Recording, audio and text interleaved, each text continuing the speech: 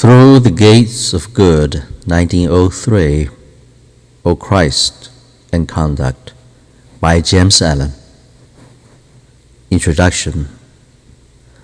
The genesis of the present age in matters spiritual, it was simplicity, and the hunger of the human heart is for truth naked and unevolved. That the hunger will eventually bring about is already bringing about its own satisfaction.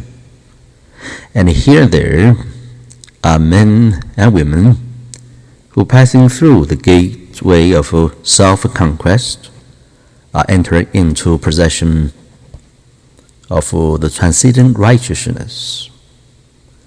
The closing years of the 19th century witnessed the culmination of formalism, and the spiritual reaction is now firmly established.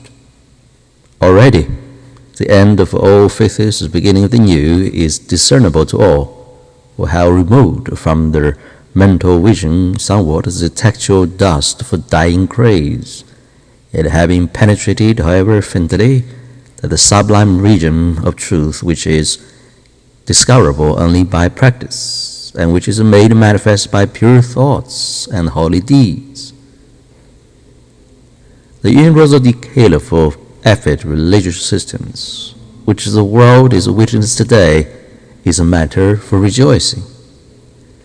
It's the death which precedes life. It is the passing away of the false in order that the truth may be more fully revealed. The true can, at worst, but remain hidden. It endures, it remains forever, its invincibility cannot be qualified, and who has but one momentary glimpse of the true can never again be anxious for its safety.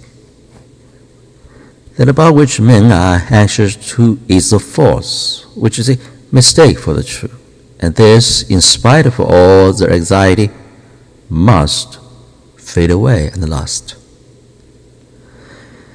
In the life of all the great teachers, we see a manifestation of that universal truth, the majesty and the splendor which is as yet but dimly comprehended by mankind, but which must, during the gradual transformation and transmutation which the accumulating ages shall effect, and the last become the possession of all.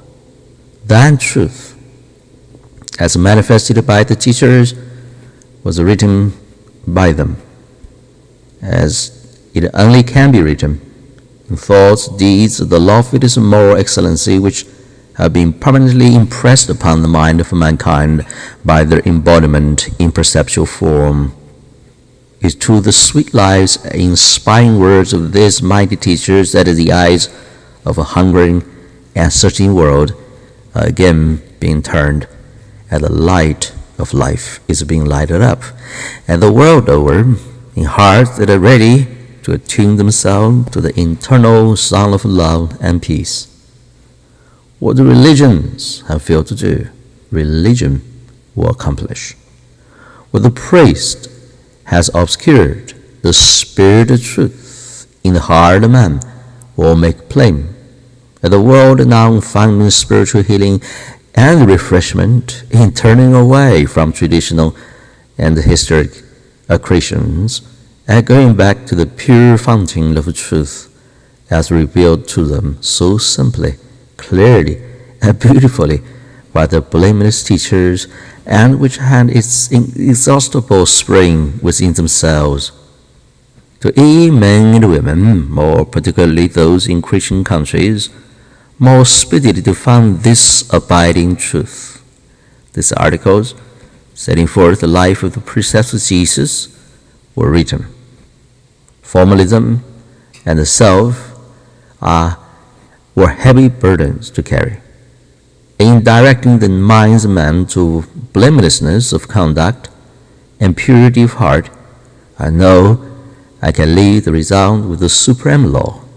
And then there are those who will read, and having read, will pass from the burdensome complexities of ignorance and formalism to the joyful simplicity of enlightenment and truth James